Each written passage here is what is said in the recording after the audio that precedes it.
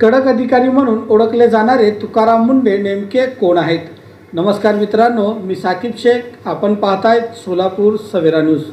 आज आपण जाणून घेणार आहोत महाराष्ट्रातील सर्वात चर्चित आणि धाडसी IAS अधिकाऱ्यांपैकी एक असलेल्या तुकाराम मुंढे यांच्याबाबत.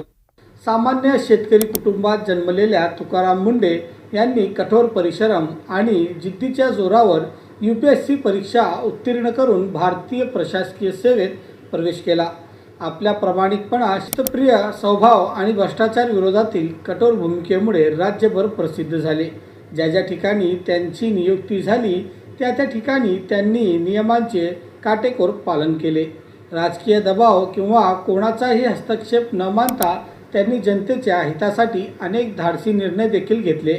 त्यामुळे त्यांचे अनेक वेळा बदलीचे आदेशही निघाले, मात्र त्यांनी कधीही आपल्या तत्त्वांशी तडजोड केली नाही. नागपूर महानगरपालिकेचे आयुक्त असताना त्यांनी शहरातील अनेक गैरव्यवहारांबाबत कारवाई केली.